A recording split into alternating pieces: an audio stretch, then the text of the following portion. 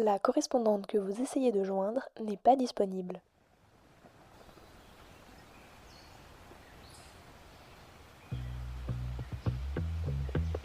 Vous entendez? Ça sent bon l'été. Le sable chaud, le bruit des vagues et le chant des oiseaux. Et puis, l'occasion de beaux voyages.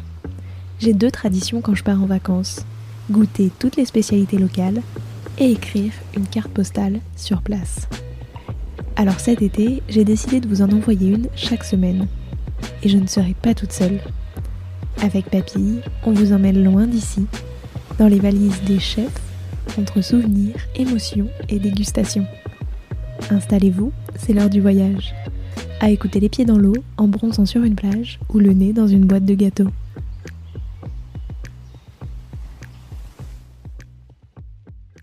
Bonjour à tous et à toutes, j'espère que vous allez bien et j'espère que la petite série de l'été autour des voyages vous a plu. Moi j'avais pris beaucoup de plaisir à la faire, du coup à re-rencontrer tous ces pâtissiers et pâtissières pour voyager tous ensemble autour du monde. Et pour ce dernier épisode, avant de reprendre le format classique de Papille avant la rentrée de vendredi prochain, j'avais envie de vous parler de voyages que j'ai fait cet été parce que je suis allée en Slovénie et j'en ai profité pour goûter toutes les spécialités sucrées que j'ai trouvées là-bas pour vous faire un épisode dédié. Je mettrai aussi, si ça vous intéresse, pas mal de petites vidéos, etc. sur Instagram pour voir à quoi ressemblent tous ces desserts. Là, je vais vous les décrire le mieux possible, mais si vous voulez avoir un peu de visuel, n'hésitez pas à les regarder par là-bas. Donc, le tout premier dessert que j'ai goûté, c'est le kremšnita. Vous remarquerez que j'ai pris quelques cours de slovène pendant ces vacances pour prononcer tous les noms au mieux. Et je m'excuse s'il y a des Slovènes dans l'assemblée, si la prononciation n'est pas exactement celle-ci. Donc, le kremšnita, ça se présente sous la forme d'un cube de 7 cm de côté, un cube parfait. Et donc, qui se compose d'abord une première couche de pâte feuilletée. Ensuite, on a une couche de crème à l'œuf qui est préparée, qui est un mix en fait entre une crème pâtissière, des blancs d'œufs battus et c'est parfumé à la vanille et au rhum. Ensuite, une couche de crème fouettée, de crème chantilly, et de nouveau une couche de pâte feuilletée et c'est saupoudré de sucre glace. Pour la petite histoire, ce dessert il est né à Bled, qui est une petite ville slovène au bord d'un lac couleur émeraude. Si vous avez déjà tapé Slovénie sur internet, c'est une des premières photos qui ressort, c'est le lac emblématique qui est connu pour avoir en fait une île au milieu sur laquelle ils ont mis une église. Donc voilà, non seulement le lac est très très beau et si vous allez en Slovénie, je vous recommande vraiment cette visite et cette randonnée, mais donc là-bas a été inventé un petit gâteau dans les années 1950. C'est un pâtissier qui était nommé Istvan Lukačević qui était installé donc à l'Hôtel Park et qui a peaufiné une recette pour en faire du coup la fierté de la région et une spécialité de là-bas. Et pour l'anecdote, on estime d'ailleurs que depuis 1953, il y a plus de 15 millions de parts qui ont été servies au bord du lac. J'ai également vu comme anecdote que, a priori, l'hôtel du parc, du coup, à l'époque, avait un poste dédié à la découpe du kremšnita. On embauchait quelqu'un spécifiquement pour découper le kremšnita. Aujourd'hui, évidemment, ça va être fait par des robots, etc. Mais pour qu'il soit parfaitement de la bonne taille, etc., c'était un job à part entière. Alors, moi j'ai goûté le mien, du coup, au Grand Hôtel Toplis à Bled. Donc l'hôtel du parc existe encore, mais en réalité, j'en ai pas vu forcément de très bonnes critiques pour déguster ce gâteau-là, parce que c'est du coup très touristique. Si je dois vous décrire ce que j'ai ressenti en dégustant ce dessert, en fait, ce dessert est comme assez léger en bouche. Ça fond rapidement et il y a simplement du coup la pâte feuilletée qui va être un peu croustillante, mais sinon c'est quelque chose de très fondant. Après, en fait, c'est exactement, enfin ça ressemble du coup au type de goût qu'on a dans un millefeuille. Et donc personnellement, c'est le genre de dessert dont je ne suis pas forcément très très fan, où je trouve qu'il n'y a pas forcément un goût prononcé si ce n'est celui de la crème à l'œuf. Mais c'est pas quelque chose qui me plaît forcément. C'est le genre de dessert dont je suis pas très très fan, où ça va être des crèmes qui restent un peu entre guillemets à l'ancienne, avec cette crème un peu aux œufs, dont personnellement je ne raffole pas.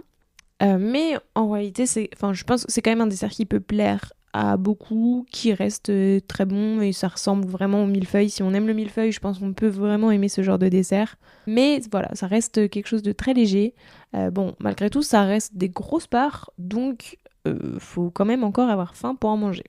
Passons maintenant au deuxième dessert qui est le potica. Ce dessert, c'est quelque chose de complètement différent. Imaginez une pâte briochée qui est roulée comme un escargot, qu'on va garnir de noix, de miel, parfois de pavot, de noisettes ou de plein d'autres choses, et qui est cuite dans un moule spécial, le potichnik, qui lui donne une forme en couronne. Donc ça ressemble un petit peu soit à ce qu'on va avoir les tigrés, soit un peu kouglof, etc. Enfin, c'est un peu une déclinaison du kouglof, la forme.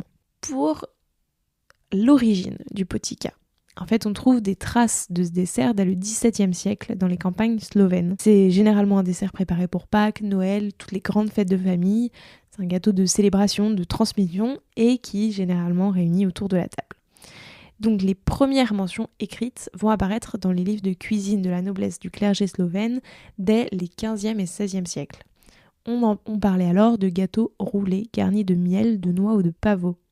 Et au XVIIe siècle, c'est Janez Vajka Valvazor qui est l'auteur du livre qui s'appelle La gloire du duché de Carniol, qui décrit la potica comme une spécialité typiquement slovène préparée pour les grandes fêtes. Aujourd'hui, c'est un symbole national au point que l'Union européenne lui a accordé une appellation protégée, le Slovenska potica. Pour le déguster, j'ai trouvé une petite pâtisserie spécialisée dans la potica à Ljubljana qui s'appelle Le Potica et qui en proposait à plusieurs parfums. Et j'ai choisi deux versions, j'en ai choisi une version classique donc à la noix et au miel et une autre à la myrtille.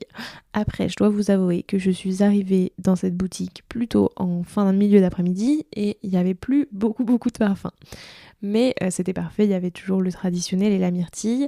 C'est une petite boutique d'ailleurs que je vous recommande parce qu'en plus elle vendait pas mal de moules, etc. Il y avait aussi un livre de cuisine un livre dédié au potica. Et quand je l'ai dégusté, en fait j'étais très surprise. Je m'attendais pas du tout à ce qu'il y ait un côté brioché. En fait, moi, je m'attendais plutôt à quelque chose qui ressemblerait au kouglof, certainement dû à la forme. Mais du coup, je m'attendais plutôt à quelque chose un peu moelleux, plus que brioché.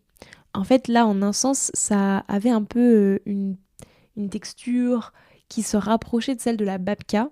Alors, la pâte est roulée beaucoup plus finement. Les couches sont très très fines. Moi, du coup, c'était des petits poticas individuels. Peut-être que ça change un petit peu la texture et le goût. Sûrement même, mais du coup c'était en tout cas des couches très très fines de pâte, donc il y avait un peu ce côté brilleux, enfin en tout cas c'était justement assez moelleux et je m'attendais à quelque chose de beaucoup plus sec et c'est vraiment quelque chose que j'ai bien aimé. Ça reste un dessert brioché, enfin je veux dire c'est pas un dessert, justement il n'y a pas de crème etc pour le coup, mais pour soit au petit déjeuner, soit en goûter etc, c'était parfait. Celui à la myrtille était très bon aussi, justement il y avait peut-être un côté un peu moins sec puisque il y avait un peu plus un côté confiture, mais c'est quelque chose que j'ai vraiment bien apprécié et je trouve pour le coup que pourquoi pas je pourrais refaire, que je trouvais sympa et qui effectivement est assez chouette parce qu'il peut se décliner à plein de goûts et de saveurs différentes, donc ça c'est quand même assez chouette. Et le dernier dessert emblématique que j'ai dégusté, c'est le Prekmurska Jibanica, qui littéralement signifie gâteau de Prekmurje, qui est donc une région en Slovénie tout à l'est et qui est collée donc à l'Autriche et la Hongrie. Et il est mentionné dès le 19e siècle comme étant un gâteau de fête servi lors de mariages, de baptêmes, de grandes célébrations villageoises. À quoi ça ressemble ? Eh bien, encore une fois, un peu comme le kremšnita, ça va être plein de couches. Cette fois-ci, plein de couches de plein de choses différentes. On a un peu l'impression que ça ressemble un peu à un fourzi-tout dit comme ça. Je vais vous citer donc toutes les couches. Donc c'est une pâte fine feuilletée. Ensuite, on va avoir une couche de pavot, une couche de noix, des couches de pommes râpées, des couches de petits fromages blancs qui s'appellent du skuta.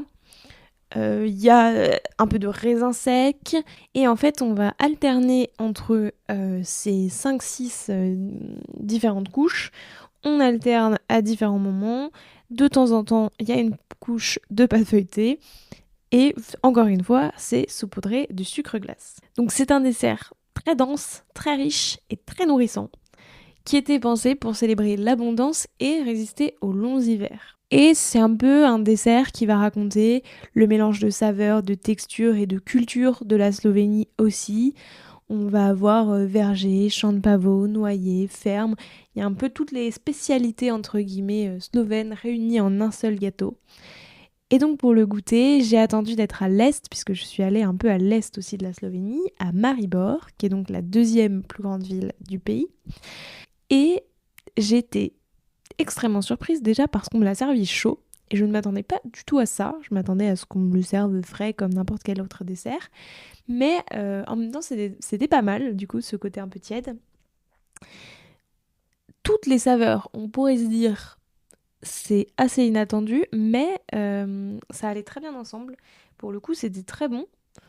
Et les goûts étaient vraiment bien, enfin, tous bien prononcés. On sentait bien tout. On sentait le raisin, la pomme, le pavot. Enfin, en vrai, tout allait très bien ensemble. Par contre, c'est extrêmement lourd et extrêmement écœurant. Et c'est comme le kremšnita, on en sert des grosses parts. Pas exactement 7 cm de côté, mais c'était vraiment des grosses parts. Donc ça peut vite devenir écœurant. Et du coup, je comprends que ce soit un dessert pour résister aux longs hivers. Parce que, en plus, servi chaud, ça réchauffe un peu. Voilà. Mais du coup, si vous voulez goûter ce dessert, si jamais vous allez en Slovénie et que vous voulez goûter ce dessert, eh bien, il faudra attendre d'avoir faim. Voilà. Je pense que j'en ai terminé avec les spécialités vraiment emblématiques de la Slovénie. Si vous avez des questions, n'hésitez pas sur tout ça. En tout cas, au global, en fait, je trouve que c'était des desserts très traditionnels. Et finalement, le Prekmorskar ressemblait un peu à ce qu'on va retrouver comme dessert en Allemagne. Alors, de très loin, mais tout ce qui va être les Apfelstrudel, etc. Où il y a beaucoup... Enfin, du coup, je trouve que c'est des côtés un peu lourds avec la pomme, etc. Mais au global, c'est des desserts que j'ai bien aimés. Malgré tout, il y avait quand même, du coup, une richesse d'un point de vue sucré et culinaire. Donc ça, c'était très très chouette. Et pour terminer mon séjour, je suis allée au bord du coup de la mer Adriatique, à Piran, qui est une des seules villes du coup côtières en Slovénie. Il n'y a pas forcément de spécialité là-bas, mais j'ai mangé des excellentes glaces. Donc je voulais quand même vous partager l'adresse si jamais vous vous rendez à Piran.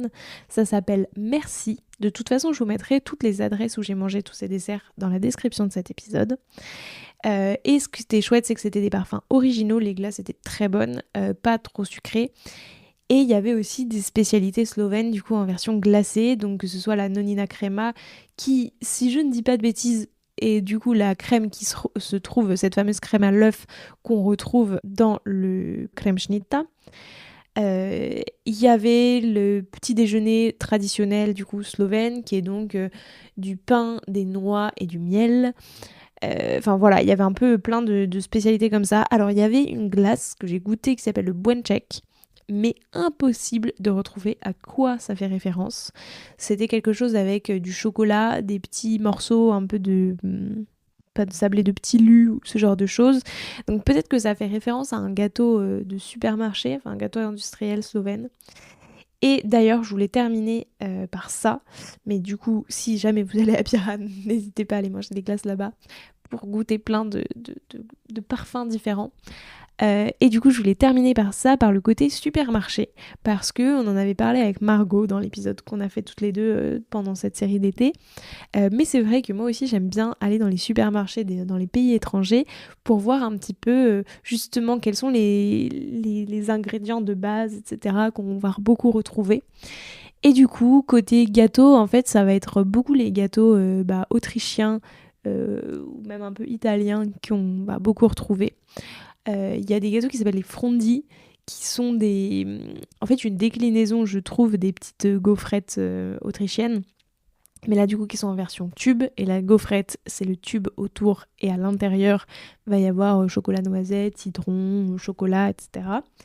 Et sinon, ce qui m'a énormément surpris dans les supermarchés slovènes, c'était l'abondance de produits et de barres protéinées. Donc que ce soit des boissons à boire ou des barres des bars comme ça, enfin des bars à manger, il y avait énormément de choses protéinées et vraiment dans tous les supermarchés, mais des rayons entiers. Et dans tous les supermarchés, même un mini supermarché de petite ville, il y avait ça.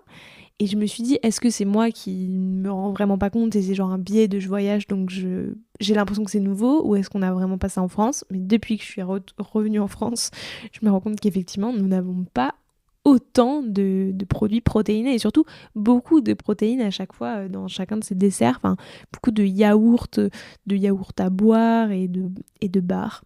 Bref, c'était la petite chose qui m'a surpris dans les supermarchés. Après sinon, ils boivent énormément du coup de kéfir, de kombucha qui est mis sous toutes les formes, en canette, en frais, enfin voilà, ça c'est un peu typique.